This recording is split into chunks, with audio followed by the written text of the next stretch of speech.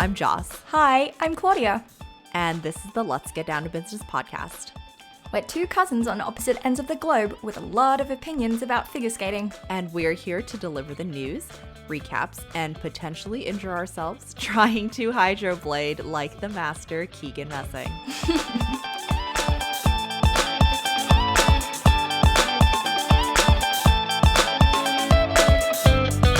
Hey Joss, how are you?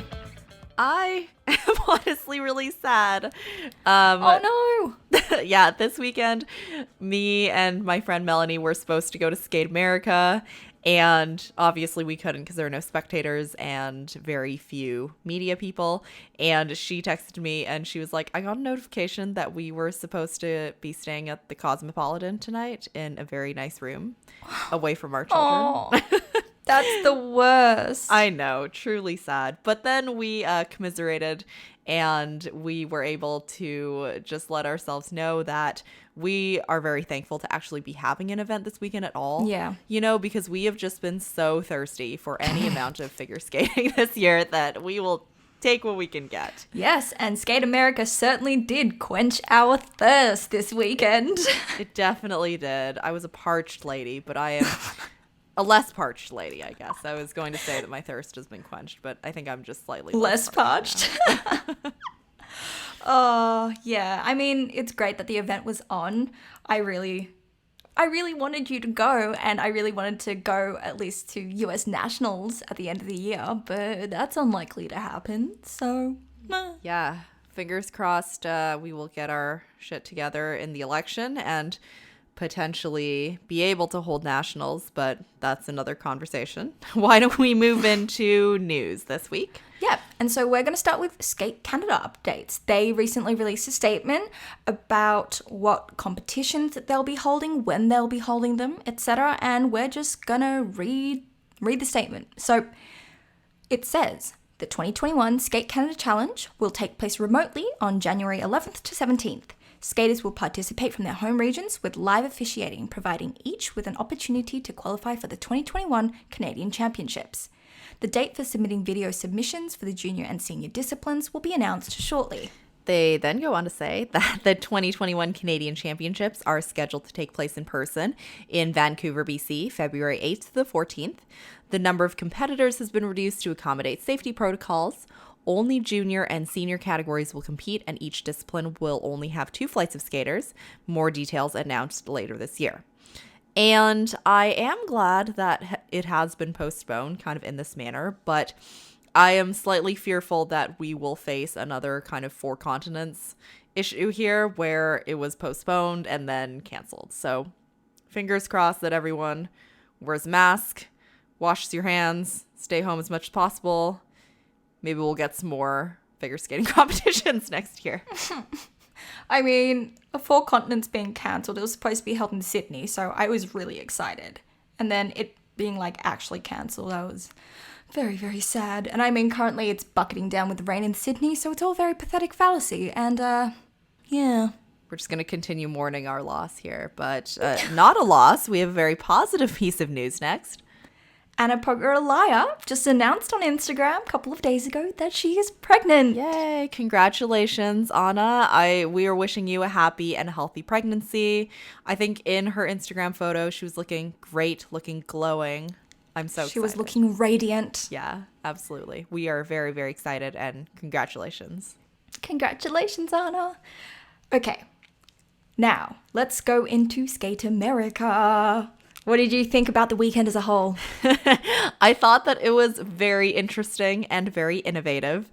I can't help but laugh about all the different variety of folks that we had in the audience. It was amazing. It was truly amazing. We had multiple Geico geckos. They were my favorite members of the audience, though. And there were dogs there.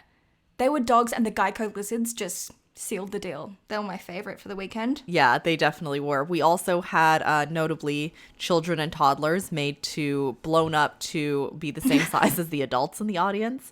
Me and my friend were laughing because we both have toddlers, and we were like, had we sent in our toddlers photographs, would they just be looking exactly the same size as us, sitting next to us in the audience, even though we have 3 feet on them in height?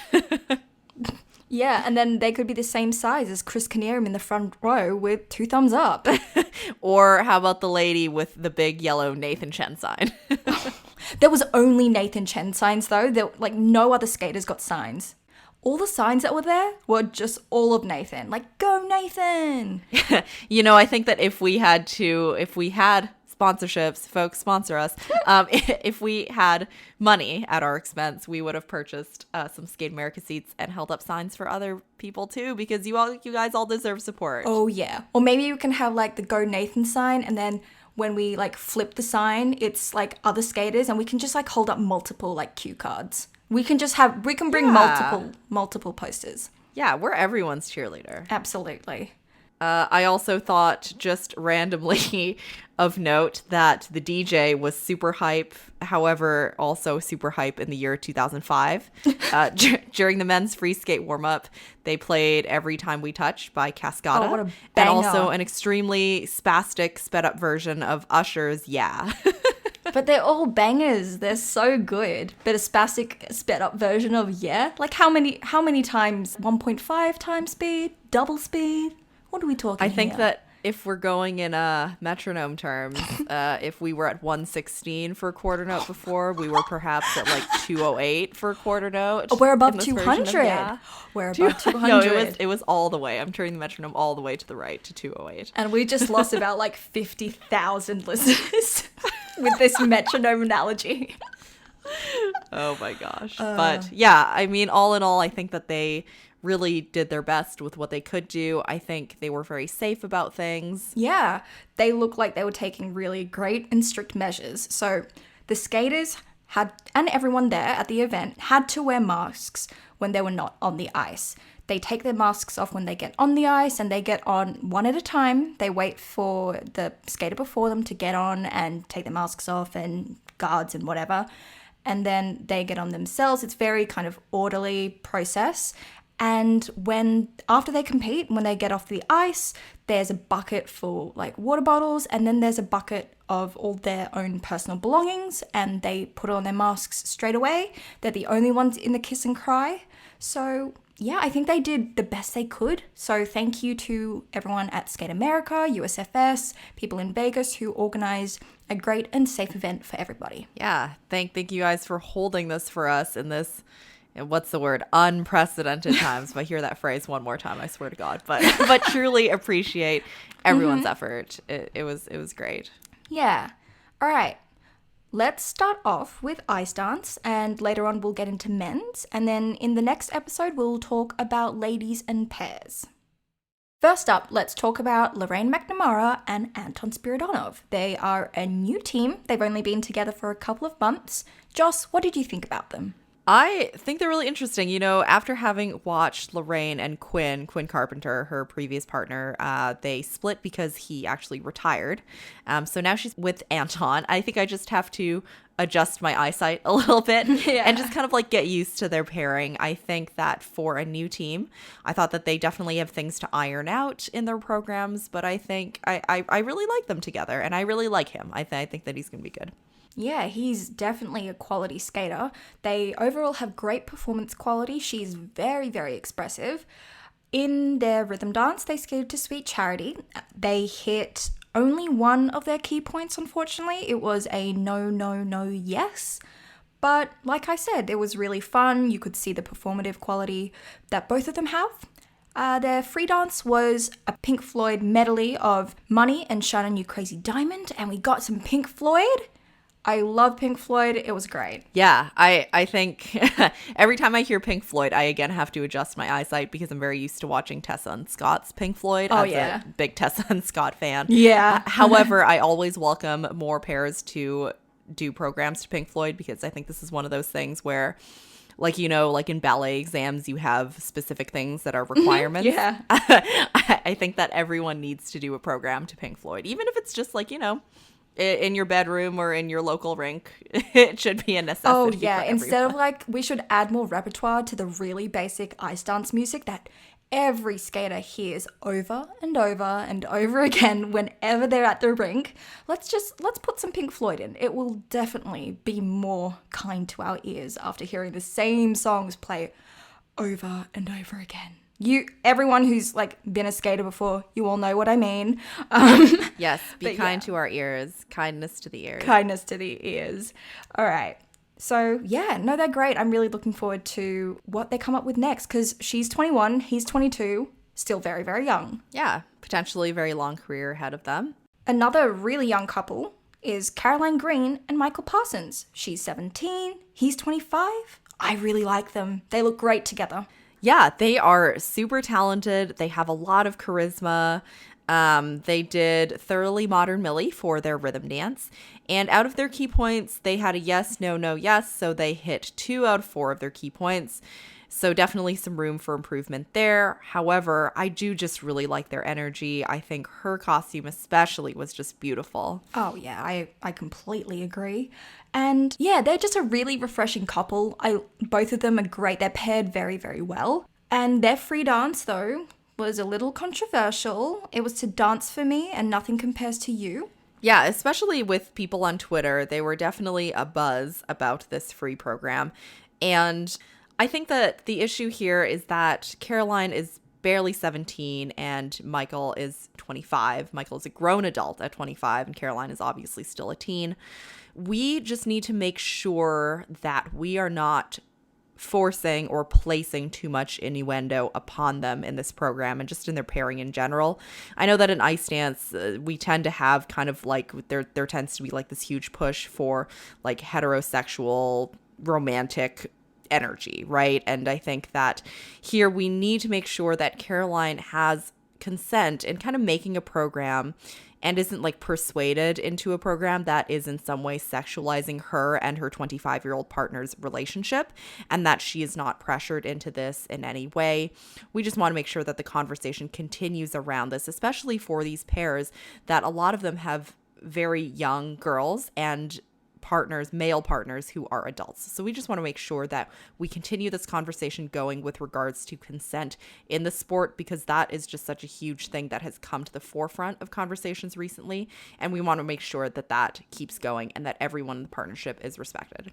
100%. And they're so talented. They don't need anything extra. They don't need, that additional showmance or something.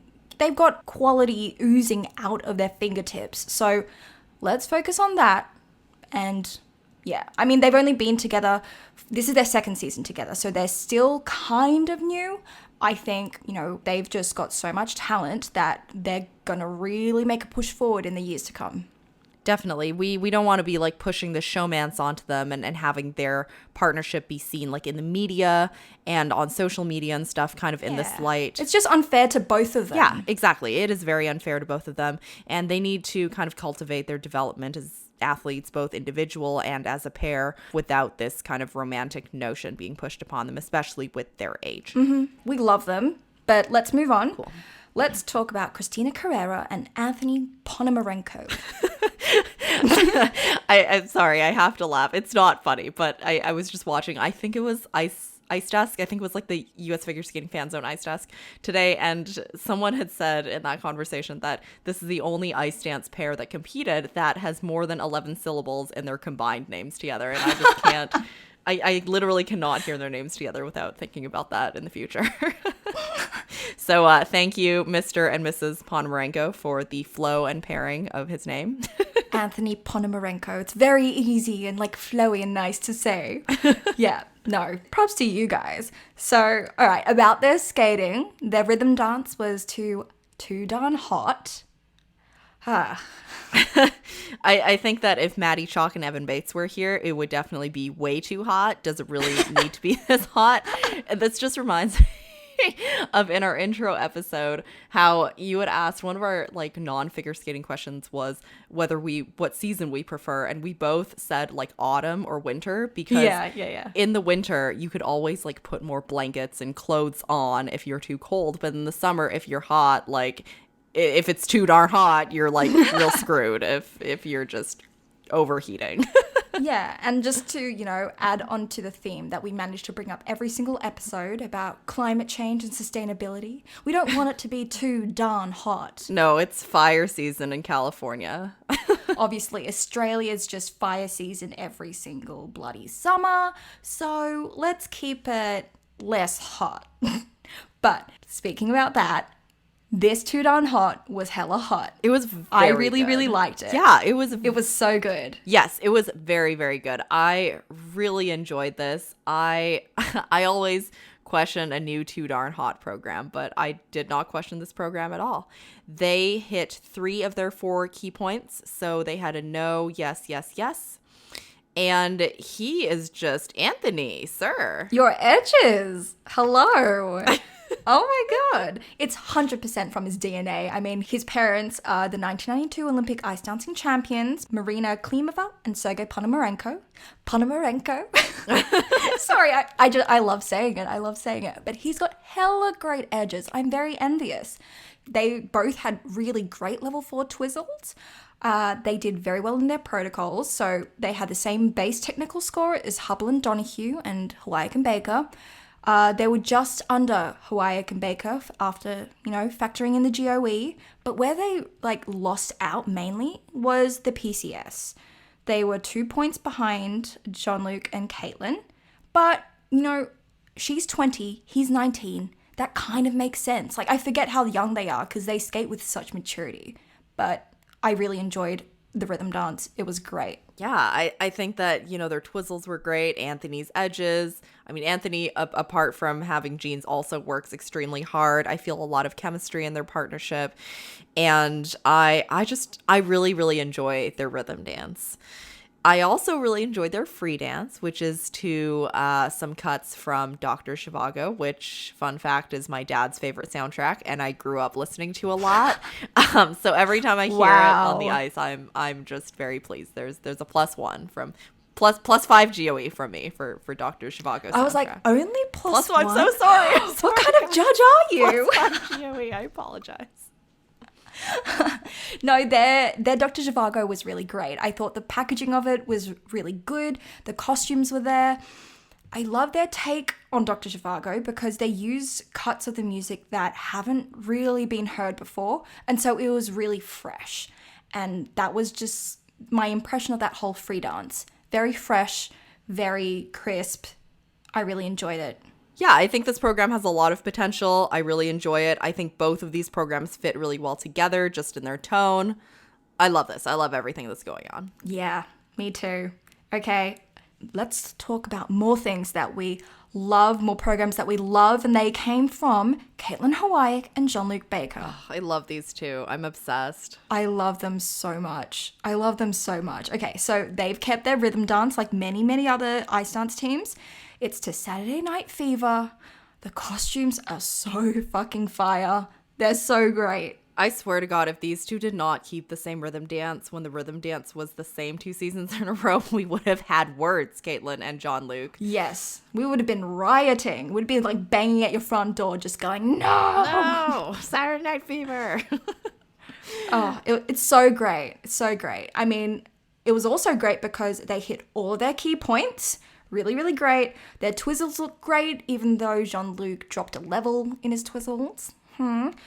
But yeah, they really lost out on GOE though. Hubble and Donahue had pretty much the same base technical score. But yeah, they just got better GOE than Caitlin and Jean-Luc. And maybe that's just because of experience, because of their age. But yeah. And they were just a bit behind in PCS too, but I just love this program so much. So I would probably, if I was a judge, I'd be hella biased and just give them +5s for everything. Yeah, because I love it. But no, I think that I definitely saw Jean-Luc kind of made a mistake in the first set of twizzles. I was like, sir, I swear. But I still really enjoyed the program. It's just such an entertaining program, and I think it really connects with the audience. I love their costumes, and it is very much them. I think this is very much their energy. Super on brand. Jean-Luc's probably gonna wear his costume home and just have a little boogie in his room and just go, I can see yeah, it. I'm feeling this. I love both of them so much. I truly love them. I also love their free dance this season, which we is get more Philip Glass. Yeah, more Philip Glass, which is to Heart of Glass and First Movement by Philip Glass. They heard my prayers. Yeah, now everyone's going to do Philip Glass. They're like, oh, Claudia wants that shit. We love it. Oh, yeah, because everyone listens to what I want. Mm-hmm. Look, I Okay, the first glaring thing is her dress. Caitlin. Oh, Caitlin. I'm sorry. It really looks like I love literally everything about this program except for her costume. It looks like, just because this is in Vegas, right? It looks like she went to one of the magicians beforehand and volunteered to be sawed in half in the box and then just kind of came to skate without changing. I'm so sorry, but maybe we shouldn't cut Caitlin in half before her free dance. Oh, no, I agree. I love everything about it. They carried such great speed throughout the program. Yeah, I love Philip Glass and Caitlin and Jean-Luc skating to Philip Glass. It was a great free dance. Obviously, there were some technical things that they could improve on and work on to make them absolutely stunning, like even more stunning. But the story is there, just the connection, emotion, it's all there for me. Apart from the dress. That was the big miss. Sorry, Caitlin. Negative GOEs for the dress. It was a little like jarring, kind of like seeing her skate out in that. I was like, oh, are you okay? Like, Halloween costume. Do you need a tissue? It's not now. Halloween's later on. It's in a couple of days. Yeah, no. Do you need a tissue? Just wait, please. Like, it's less than a week. But yeah, I was honestly quite worried. But I think that here, like, we do know that all the judges, are American here. So there is something to be said about kind of like quote unquote like nationals style scoring, But I think that in terms of the GOEs that were given to them, even though they had a higher base technical score than Hubble and Donahue, I think that the GOEs were rightfully given lower than Hubble and Donahue. Yeah. And they were also 2.4 points behind Hubble and Donahue in PCS. Again, I think rightfully given. This program has a lot to evolve into, but like, I love it. Love it. Yeah, and I think it's good for them because they know exactly where to improve on. They've said themselves they've been working super hard on the presentation and staying connected and focused on their character and how they deliver it. So you know that they're working really hard, and it's great to see the hard work paying off, and I'm sure, especially when we get into next season, which is the Olympic season, we are going to see them like really, really gear up, and I'm really excited for that. I like this free dance a lot better than last season's free dance. Last season's free dance never quite hit the mark, just with the way that they performed it, the way that they skated it, and also just kind of like emotionally. So this is, I love this. I think that overall, like on Twitter and everyone responding to it responded pretty positively to just how like it's set up and everything about it. So yeah, I mean, I do have to mention, we'll talk about him later, but maybe they had a conversation with their BFF Nathan Chen and they're just like, oh, you're skating to Philip Glass? Maybe we should skate to Philip Glass. Hey! They should spread the word more. We love Philip Glass. They should spread the word. He's got a ton of material people can choose from, so let's give Max Richter and Abel Kozeniowski a break. They've got great scores themselves, but they're kind of becoming war horses at the moment. And yeah, let's give them a break. Philip Glass is there. Yeah, good sirs, take a seat. Time for the next generation. Take a seat. Okay, let's move to Madison Hubble and Zach Donahue. Oh, our friends, Maddie and Zach. First of all, on a positive note, I do have to say that I'm very glad that Daddy has left the building.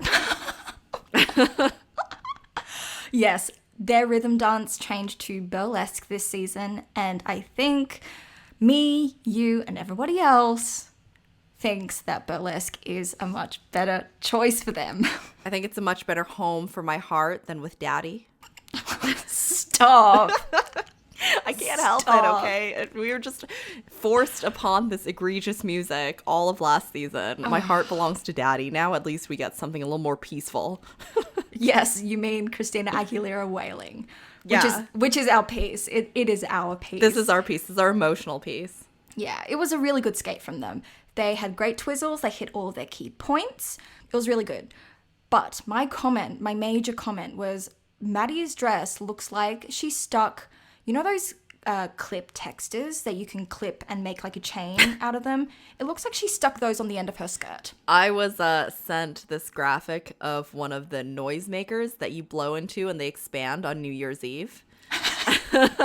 It looks like this. It's kind of just like this First of all, the material, I don't know exactly what the material is, but it clings in not a very flattering way, not necessarily on her, but just on everyone.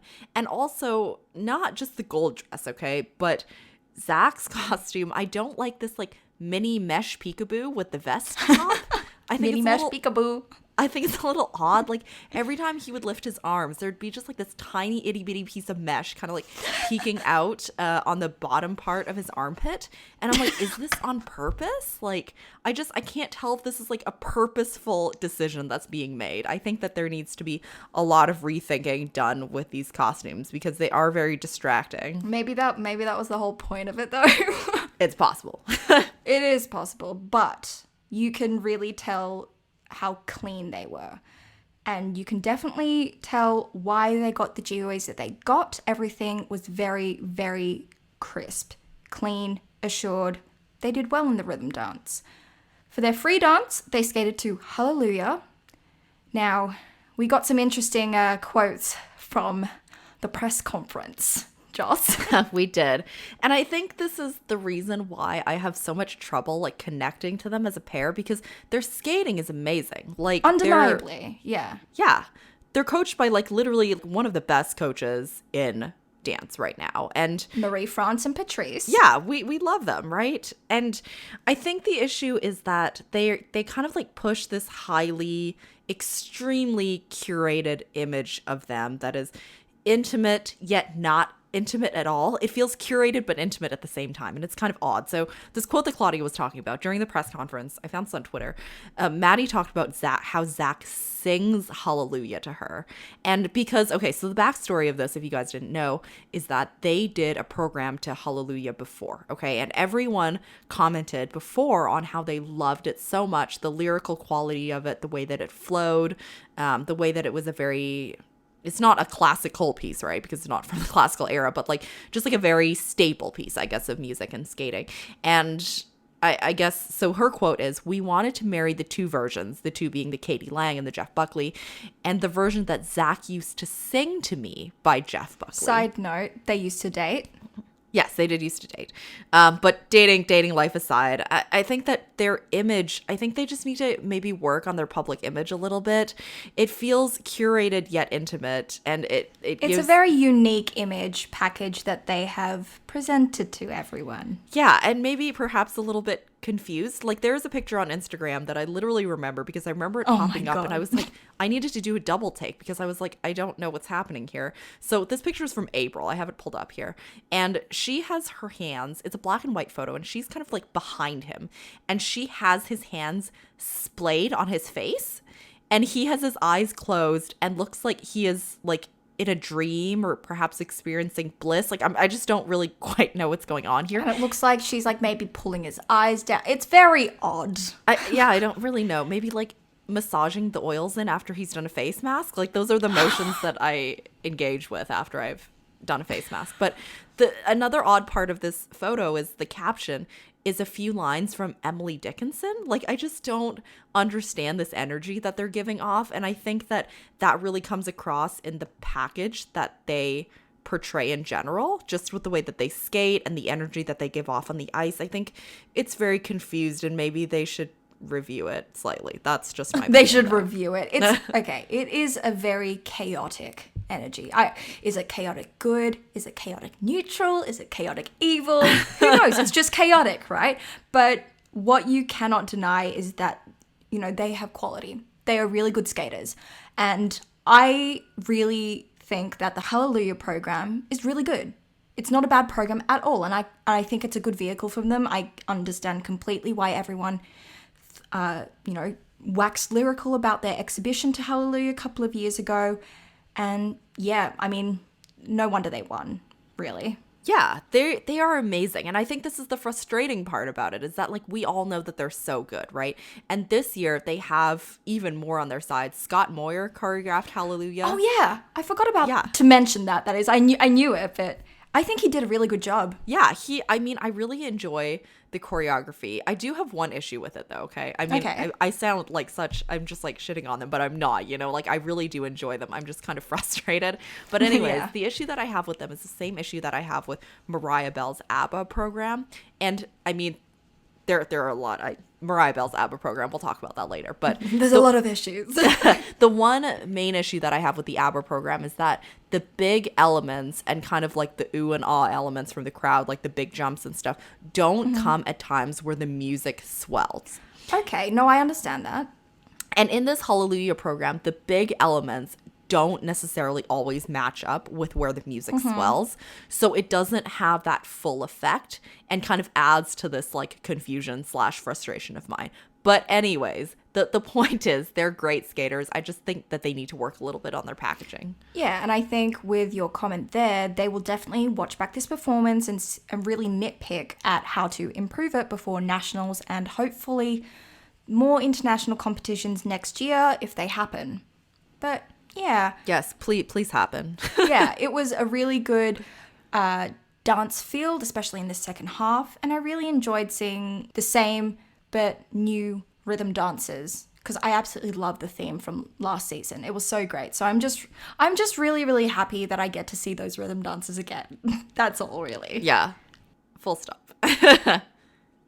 Okay, great. That's it for ice dance. And let's move into men. We had a pretty cool field. We had 2 Israelis. How about we start off with talking about Daniel Samoin? Oh, yeah, sure. I think that he has a very fun, young energy. However, this was not the greatest outing from him. Yeah. He fell a lot. And I think, okay, so his short program was to Imagine Dragons, and his free skate was from The Peacemaker by Hans Zimmer.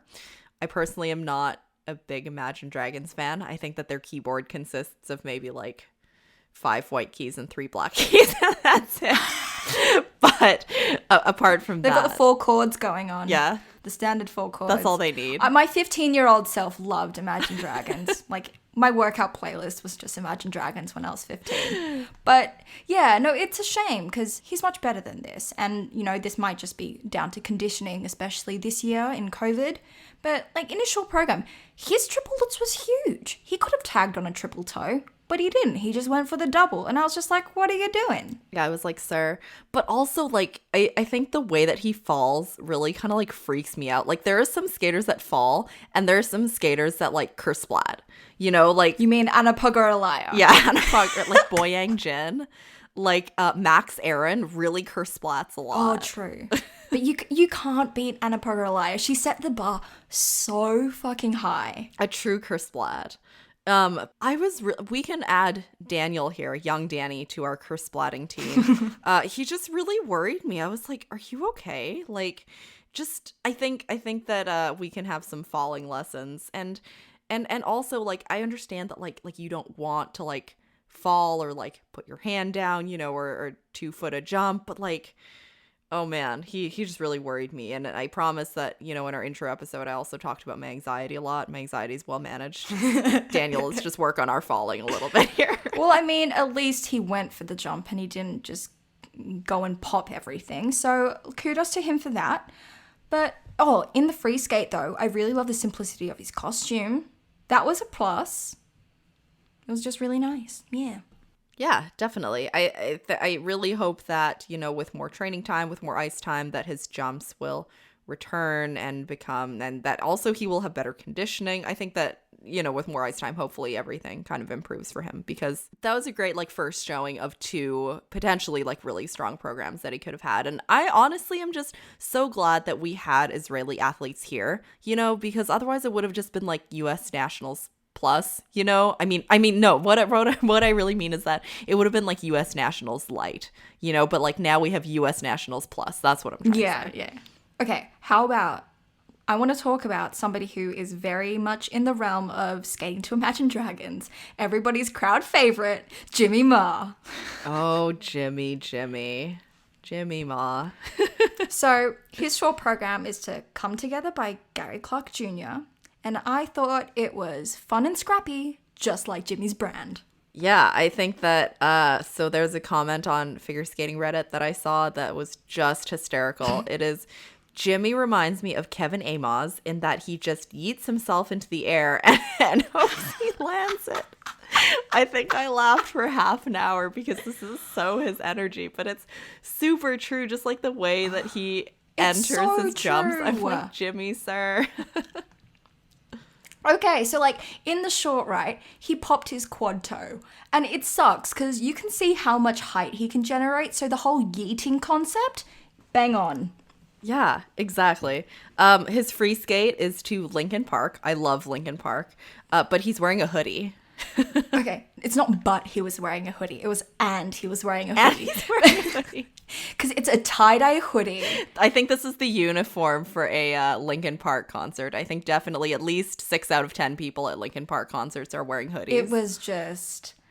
I love Jimmy Ma. He brings so much to the figure skating family, including the tie-dye purple hoodie. Great. Yeah.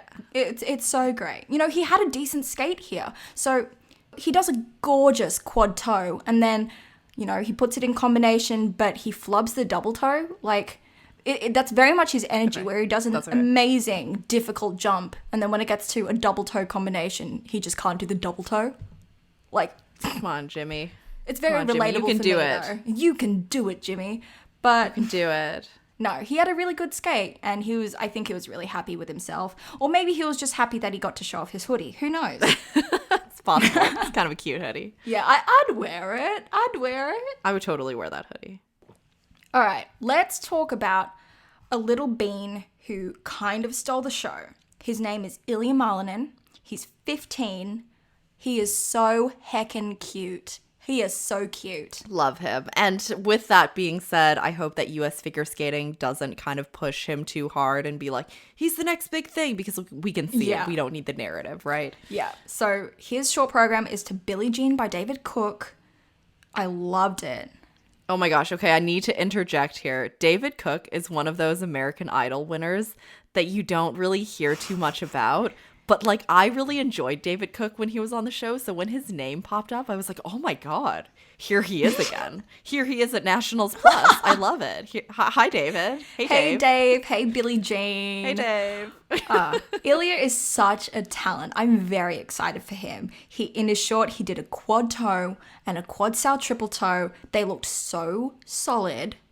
I think everybody was just excited about him. Yeah, and in his free skate, it was to Nobody Knows by Autographed. He had a quad toe. He had a quad sal. It was all damn quads. All damn quads.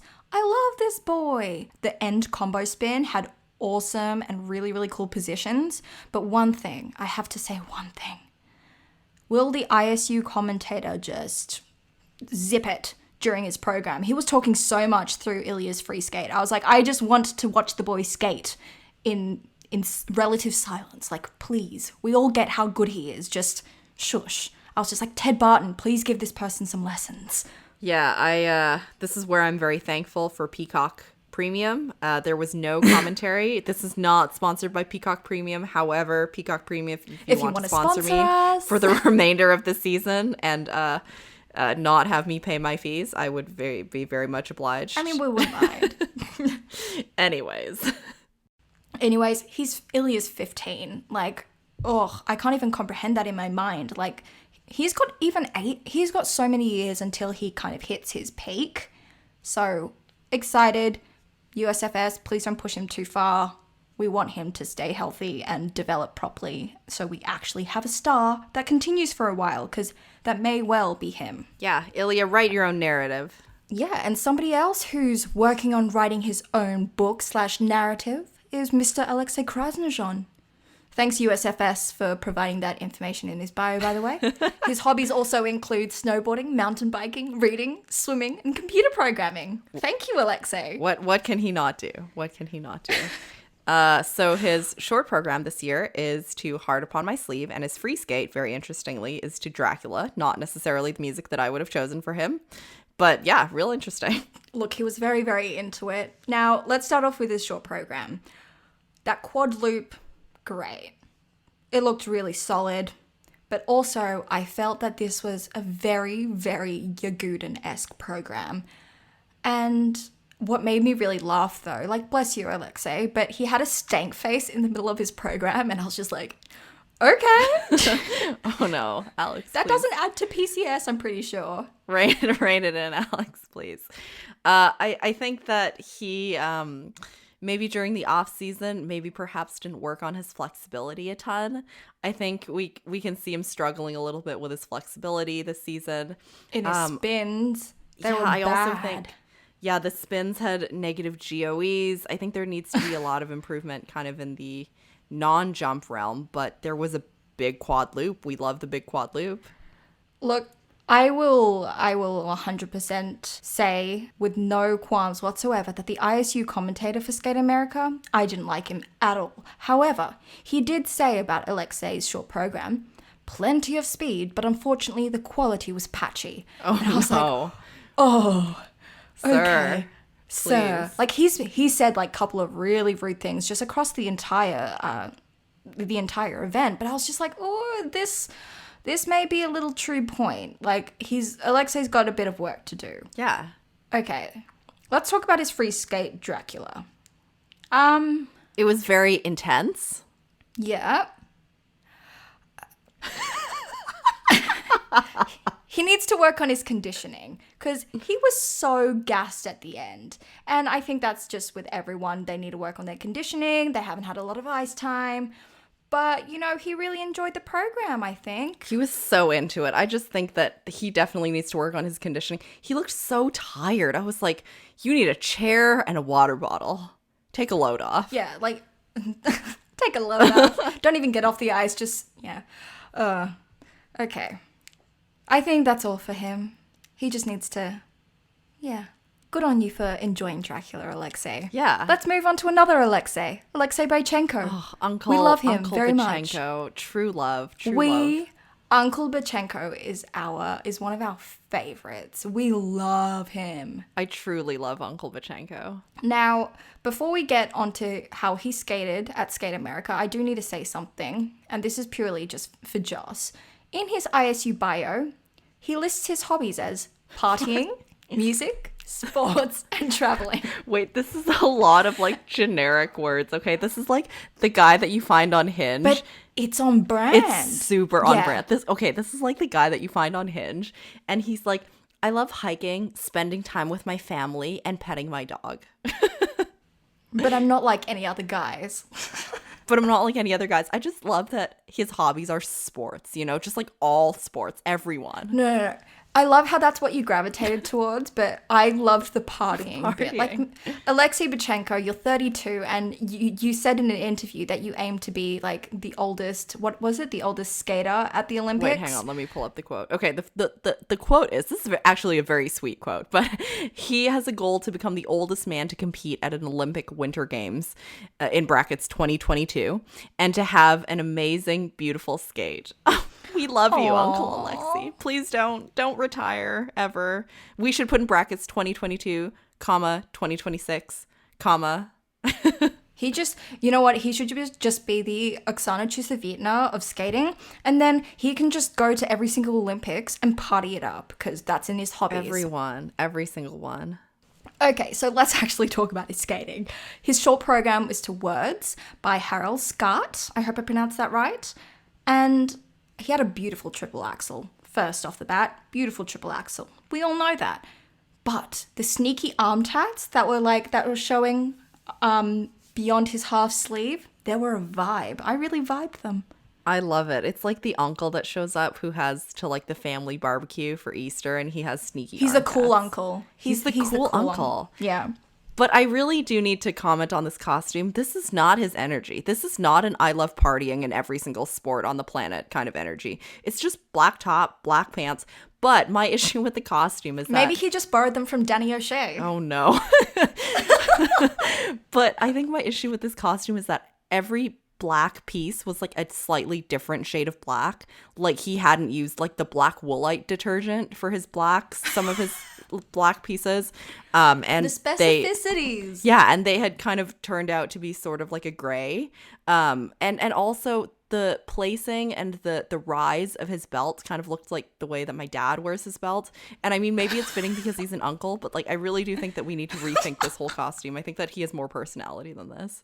Oh, he does. Maybe he just wants to give off a more calm, the really not cool uncle, but respectable uncle vibe in his short program. Because in his free skate, he becomes pirate buddies with Alyona Leonova, and he skates to Pirates of the Caribbean. I love this program. I said to every single one of my friends that watches figure skating, my two friends that watch figure skating, that I swear to God, if he gets rid of this program, I quit. Oh yeah, you know what? Let me list what like my favorite quality of this entire program. I love the amount of 2-foot shuffling he does. Now, that is the bane of every skating coach in existence. But him at 32, at world level, just 2-foot shuffles, probably for around 20% of the entire program. Maybe he's like walking the plank or something. I think that's the same kind of shuffle that you do when character. You're on a very thin board to the edge of the ocean. Oh. He, like so many other skaters, was so gassed at the end. So gassed. But he was smiling. Oh, another thing I did notice was he, in his choreo sequence, he added in a Philippe Candeloro shout out move. Like, if anyone else got that, send us a message, because that was pretty dope. It's very Philippe Candeloro vibe. But I love the Pirates of the Caribbean for him. I feel like when you hit 30s, you're just like, all right, I just need to skate to Pirates of the Caribbean. Because you either skate to it when you're like, I don't know, let's say when you're 9 and you skate to the Pirates of the Caribbean and it's fun. And then, you know, people say, get serious. And then when you hit your 30s, you're just like, oh, fuck that. Let's skate to Pirates of the Caribbean again. Now I'm drunk Jack Sparrow. Hobbies: partying, free skate, Pirates of the Caribbean. I love it. I hope his hobbies are partying, music, and traveling. Hello, Jack Sparrow. Nice to meet you. I hope he brings this to the 2022 Olympics, the 2026 Olympics, and the 2030 Olympics. All Pirates of the Caribbean. Never, ever moving on to another free skate. Oh, love you, Alexei. Thank you. You make everyone's day. Okay, let's talk about Camden Pulkkinen, our Jimmy Neutron skater of this event. My notes for him for both of his programs were big sigh. Okay, first of all, let me tell you all the things that I love about Camden Pulkkinen, because there are truly a lot, okay? First of all, I love this Dennis 10 tribute program. Like, the first time that I watched this program, I cried and I didn't make it all the way through it because I was just so, like, emotional about it. And in an interview, he had said, you know, like, I saw Dennis skate this program and I really wanted to skate to this music for him, to just pay homage to him. And that just really touched me in a special way. But also, I think that his free skate costume, this pink and purple tie-dye thing with perhaps some slight crossover strings in the front from the year 2014.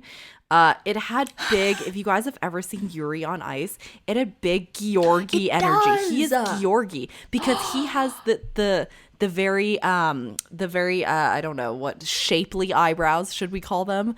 He has the Jimmy Neutron hair, and he has this very like Georgi vibe with this costume. I'm really feeling it. I love it. Oh, good call. Very, very good. Thanks, call. Claudia. But, yeah, you're welcome. But yeah, his short to Caruso by Josh Groban and Andrea Bocelli, and his free skate to Close Your Eyes by Rhodes, it just sucks because everyone can see that Camden has quality. He has potential. He has talent, but he just cannot get his shit together. And it just sucks. It's like, it sucks to watch. And of course it like sucks for him because, I know. But you know what? I love Camden. I want him to skate how he wants to skate, because I know that when his jumps are on, they are very on. They just weren't on this time. We're still waiting, Camden. We'll wait for you. We will wait for you, Camden. Come on, you can do it. I just want to like stand on the side and sit next to the Nathan Chen sign lady and hold up a Camden Pulkkinen sign. Oh, yeah, and he'll be so G'd from it. Maybe he'll like actually skate clean. Yeah. All right. It'll be great. Yeah. Moving on to another 20-year-old, Tomoki Huatashi. Okay, so I love Tomoki. He is such a bean, even though he's 20. I love him. He's so explosive. It's great. So his short program was to Standard by Leslie Odom. Shout out to Leslie Odom Jr. Great song, great program. He had a lovely quad toe. There was a nuts lean on the triple axel, but he landed it. Oh, yeah. I literally have in my notes, he's heading the wrong way, exclamation mark.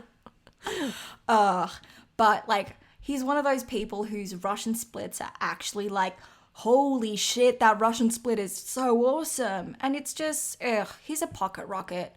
So great.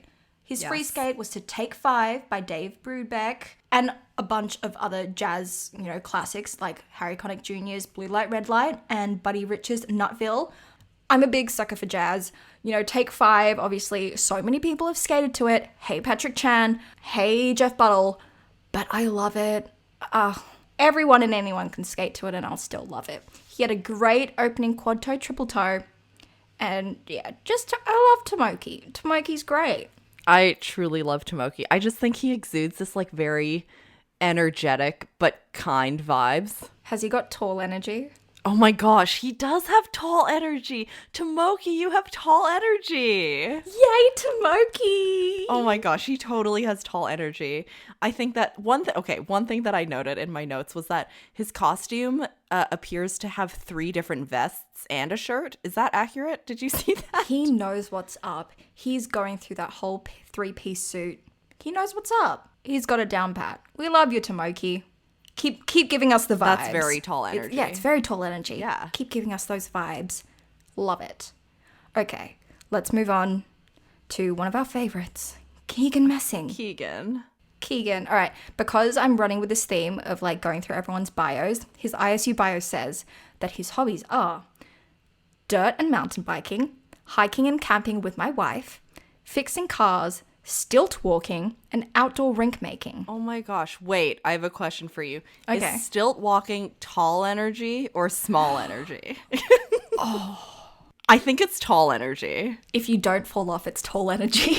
If you don't fall off, it's tall energy. No, I think any kind of circus adjacent talents are tall energy. Yeah, just like Mariah Bell exudes tall energy and she can ride a unicycle. Oh, yeah, for sure. Stilt walking and unicycle are totally both tall energy. Keegan, go pick up a unicycle. You like to fix cars. I mean, unicycle's got one wheel, but like it kind of qualifies. Okay, so talking about his skating now. Perfect by Ed Sheeran was his short program, and he's kept this from last season. And I just found it was so refreshing to see like world-class skating and edges. His speed, his edges, his like hella fast spins, and obviously like his jumps are literally just yeetage across the ice. It's great. Yeah, I also love this combo of the tan shirt and the navy pants, and I especially love the rhinestone buttons on his shirt with the mini rhinestones between the rhinestone buttons. I just think that is such a nice touch to a tan detail. shirt. Yeah, we love a detail. Yeah. And I feel like the size of his buckle, that's his minimum size. It's the smallest he'll ever go. Yeah. Oh, yeah, 100%. He also clears my skin with his knee bend. Clears your skin with his knee bend. Ooh. My skin it's is true, great though. now after watching that program. Both programs. Skin will never have clogged pores again after these two programs. True. Although I felt one poor clog when he stumbled in his step sequence. Like his edges were too deep, and you could see him laughing to himself, and that was just funny. Like, of course, everyone. Hello, Dima Aliyev. Hello, Alyona Kostanaya. Just decides to do a great program, and then stumble or fall in a step sequence. It's great. Oh yeah, this is like Mariah Bell at Nationals in the Britney Spears where she's like going for it, and then there's this gif of Brady and Amber, and they're sitting on the side and they like collectively gasp. This is that energy. Yeah. Yes. You know you're a good skater when you do everything well except for your step sequence. Or like Mariah Bell. I don't know why we're talking about Mariah Bell in a Men in Ice Dance episode, but when she got off the ice and she just slid, very a la Nathan Chen. Oh, yes. Yeah.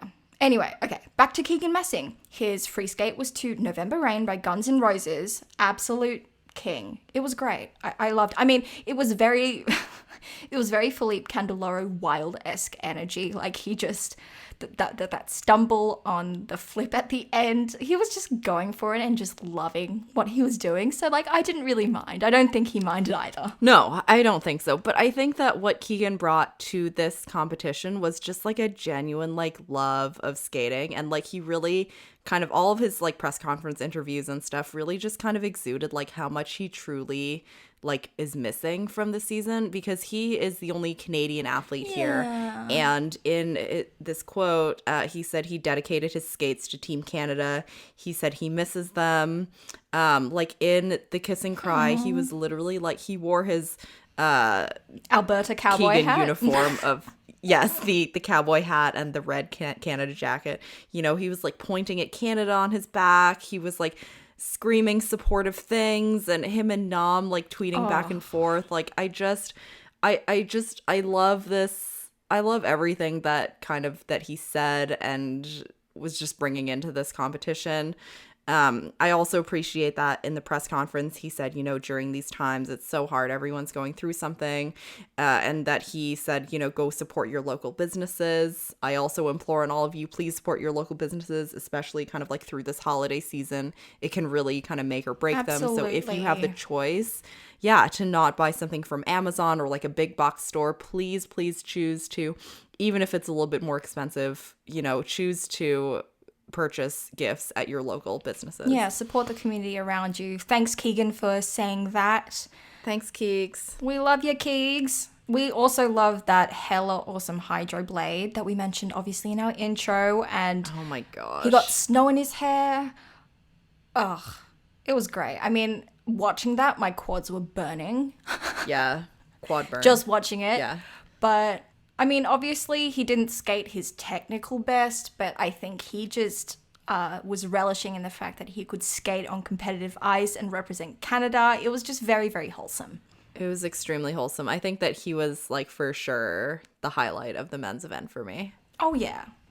Somebody, though, who pipped Keegan to second place was Vincent Zoe.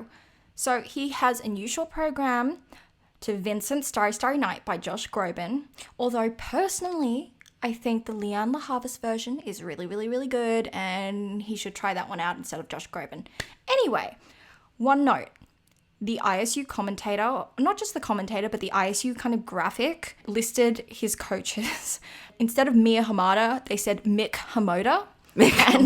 Oh, no. And I was just like, oh no. You need a spell checker. That was big face palm. Big face palm. Do your research, folks. It's not even research. It's just freaking copy and paste.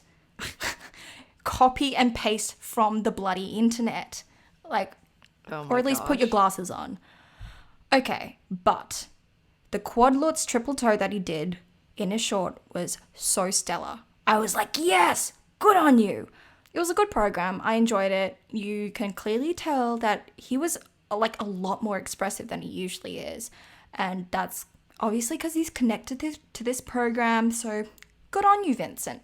However, his free skate, which is to Algorithm by Muse, I kind of didn't feel as much. Also, what's with that tiny bit of mesh? It's the peekaboo mesh that he borrowed. Like, he must have borrowed that from Zach Donahue. Like, just... No. Maybe they shared one tiny piece of mesh from Joanne's Fabrics and had to share it between the two of them. Maybe they were just like, oh, there's not enough mesh fabric. I want some, you want some, let's divvy it up, because then we both get mesh. Even if it's just a sliver, just to cover like that single chest hair. It's good enough.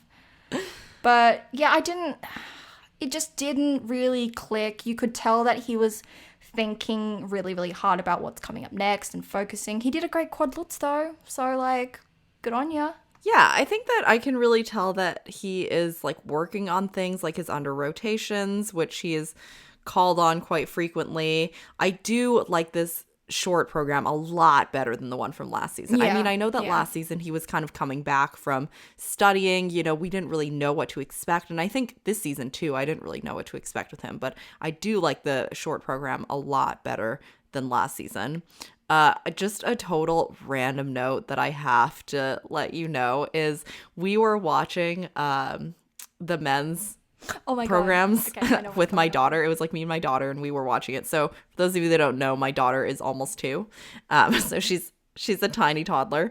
And usually when we watch things that aren't like animated, she's just not really into it. However, when Vincent was in the free skate, However, when Vincent was in the kiss and cry, my daughter marched right up to the TV screen. And so Vincent blew a kiss at everyone, and my daughter blew a kiss right at him. Vincent waved at everyone, and my daughter waved right at him. And then what he did was he took the hand sanitizer from the kiss and cry and like very obviously like pumped some hand sanitizer out of the bottle. And then he was like pointing to the social distancing memo underneath it. And my daughter extended her hand to Vincent so he could give her some hand sanitizer and then stepped back from the TV and rubbed her hands together. Oh my God, that's so precious. It was the sweetest thing I've ever seen.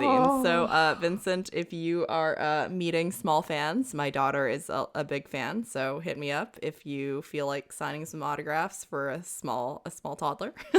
Oh, that's so cute. And yes, like definitely take this as a huge compliment, because just like her mother, Little Miss Pie doesn't like anything that's not animated. So having a real person that she vibes with is big. This is a very big compliment, Vincent. I think you're in the good books. Yeah. Okay, let's round off men's and this episode with really the man of the event, Mr. Nathan Chen. Yeah, our man of the hour, Nathan Chen, who really doesn't appear to have taken very much of an off season. I mean, in the short program, we'll talk about the free skate later, but he, in an interview, he said that he is not currently enrolled at Yale. He said that he was having a little bit of an issue with the online learning, and he wanted to really just focus on his training for this season and next season.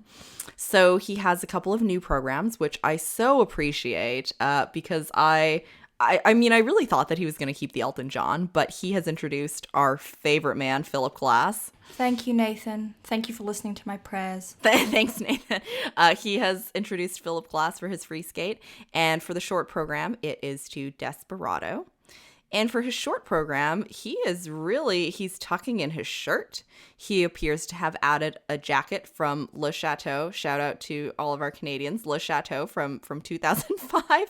It's slightly cropped, and it's not my favorite jacket. It bunches a little when he lifts his arms, but I'm glad that he is taking a step outside of his box for his new costumes. Yeah, he's gotten himself a new item in this closet. We all know that he has fantastic, dinner date shirts, and now we have a casual dinner date jacket to go with it. So just good on you, Nathan. Great. However, love it. Complete the outfit. Yeah, complete the outfit. Say yes to the jacket. But I didn't feel like the costume fit the music of Asturias and Desperado. Like, I felt like he could have, like, the jacket's not my fave, but like it was a bit of an odd choice. Maybe he just took it from his closet on the way down because his costume's not ready yet. But yeah, I think that his costumes change a lot over the season, so I don't think that this will be his final costume. But no, there were like 50 million variations on Nemesis, and all of them were great. I just love Nemesis in general. But yeah, so about his actual skating, he did what Nathan does. Great technical score, obviously. He 111 points, far and away above everyone else. And he got 3 10s in his PCS, which, I mean, yeah, sure. But judge number 2 gave him an 8.75 for transitions, where, like, the whole average PCS score seemed to hang around 9.5 and 9.75. So, Shaylin might be mad. Shaylin might be mad. I'm definitely not mad about the free skate, which I think that the consensus on the internet is, I mean, no, there is no consensus on the internet. I think that reactions are a little bit mixed, and I understand because I loved Elton John, okay? Like, It was so fresh, so fun in person. Like, it really just like lights up the whole arena. I love the Elton John, but this is so like different from the Elton John that I think it's just a big shift. But I love this just as much as the Elton John. I think that people talk about, I think I talked about this in the ISB Points Challenge when he did this as well, but But I think one of people's biggest gripes with Nathan is that he talks about, or people like to emphasize or put in his narrative, that he has ballet training, right? And people are like, where is your ballet training, Nathan? And I think that in this piece, he can show some of that off, and I definitely see it. Yeah, and it really brings a new level to his already like amazing skating, and it's getting to a point where he's really pushing the limit and competition with Yuzu. We all know that Yuzu is the GOAT, and he's an amazingly fluid and lyrical skater, and that's the big point of difference between him and Nathan.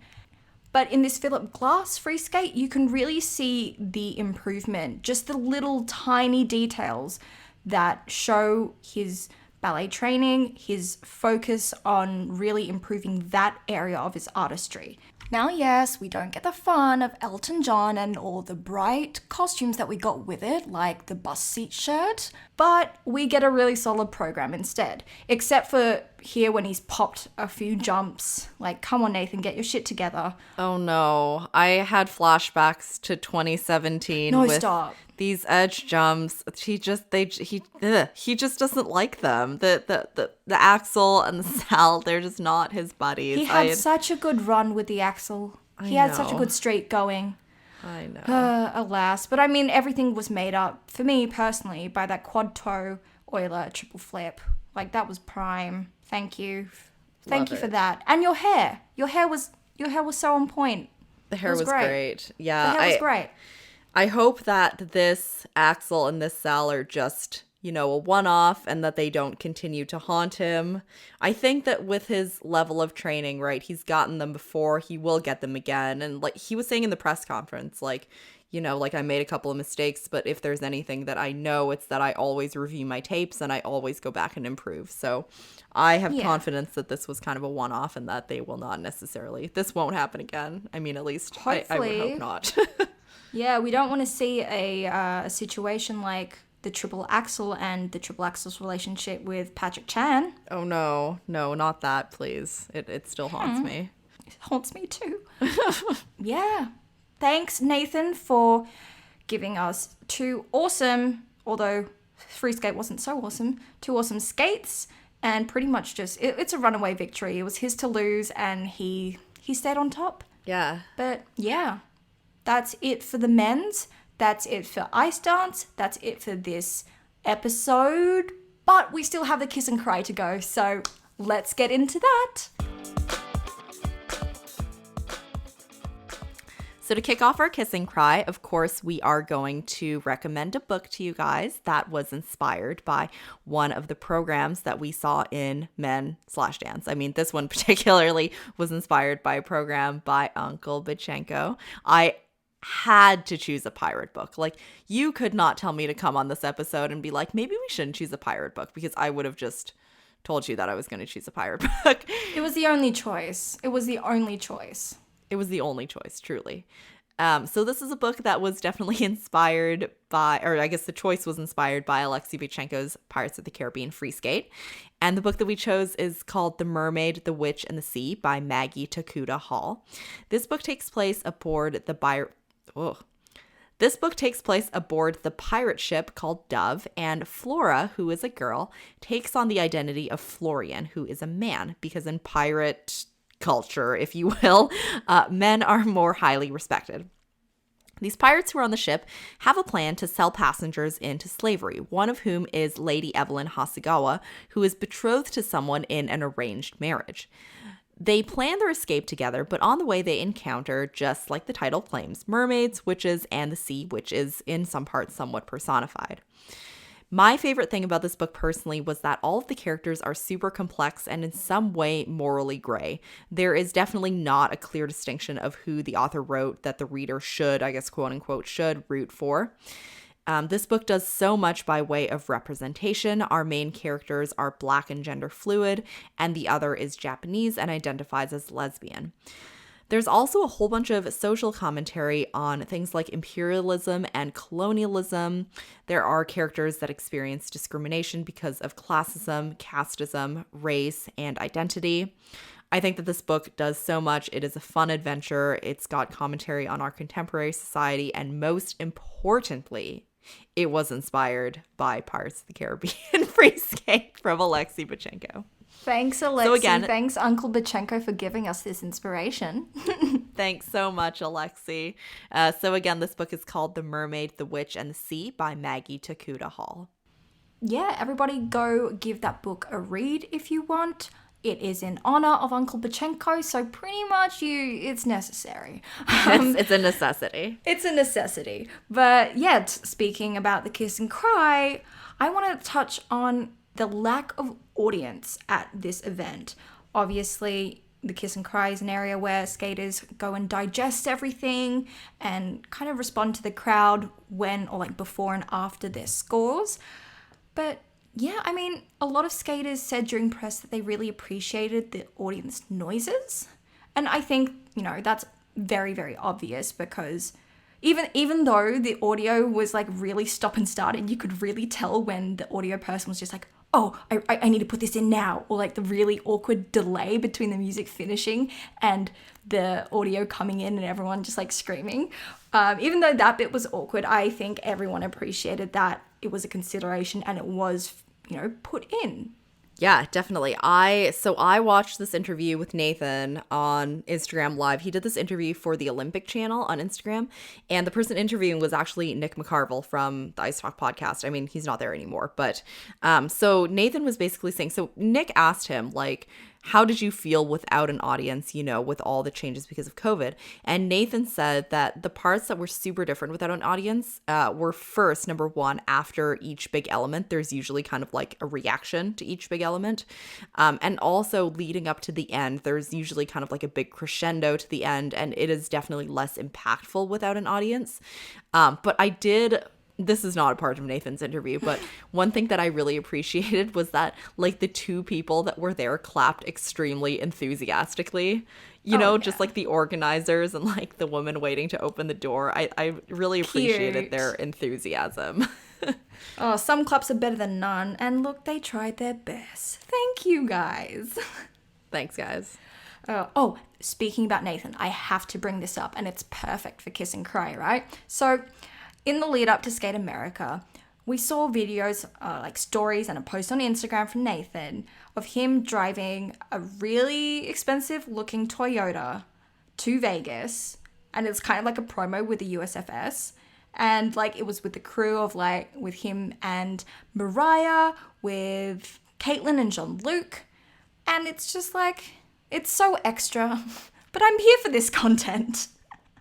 It was good content, very Vegas. I will take all the content I can get, truly. I just wanted to be in that car. Yes. I think it would have been super fun to just ride in that car to Vegas with the buddies, and sponsored by USFS and Toyota. Hashtag Team Toyota. Hashtag Team Toyota. One of the other, I guess, slightly more serious pieces of news, but also definitely worth talking about a lot, was there was an article written about Rachel Parsons, who used to be partnered with Michael Parsons, her brother, for ice dance, but for the past couple seasons has not. Obviously, we talked about them earlier, but there was an article written that my friend had sent me that Rachel Parsons attended a protest after the murder of George Floyd, and she had attended this protest kind of like in the front lines, and she was hit by a rubber bullet at the protest. She is okay. She just wanted to talk to a news outlet with regards to kind of like why she was there and the reactions that she had gotten from it. And basically she had said, like, I really feel the need to speak up about this. I want to use my voice and my platform for this purpose. And she had also like specifically said in the interview that she did not tell her parents about it, like where she would be and how, in what capacity she would be participating in the protests. But she was like, I want to be on the front lines. Like, I want to use my voice for this. And I mean, at the risk of kind of making this article all about her, right? Because this is not where the focus should be, right? In the Black Lives Matter movement shouldn't be on white voices. But I just wanted to bring this up because I definitely think that figure skaters should talk about where they stand with kind of just like the humanity of people in the world right now. It's just so important that we all stand for human rights and we stand for equity and equality and justice. And I think that Rachel was doing 100% of that by attending this protest in this manner. Yeah, and she's really leading the front on getting more and more people integrated and aware of the social context around them. And that's also something very important, especially for the youth. And it's something that Nathan also touched on in his Insta Live with Nick McCarville, saying that he's, really trying to get more into social activism and social justice and becoming more aware of his surroundings and, his environment. So, it's really great to hear about these people who are trying to do their bit for society. So, good on them. For sure. On a different note, we also wanted to wish a very happy 20th birthday to Vincent Joe. His birthday is actually today on August 25th. So happy birthday, Vincent. Happy birthday, Vincent. Hopefully, happy birthday. Skate America was a great present. But let's leave off with a happy birthday to Vincent. That seems like a good note to end this episode. So that's it for dance and men at Skate America, but not to worry, in our next episode, we will be recapping pairs and ladies. I am Joss, and you can come and chat with us at Lutz, L-U-T-Z, Get Down Pod on Twitter and Instagram. And if you want to work with us, shoot us an email at lutzgetdownpod@gmail.com. Hey, I'm Claudia, and if you like this podcast and love Caitlin and Jean-Luc, but kind of miss Swan Luke, please visit wherever you listen to podcasts and give us some 5-star love. We'd really, really appreciate it. Thank you all for listening. Talk to you later. Bye. Bye.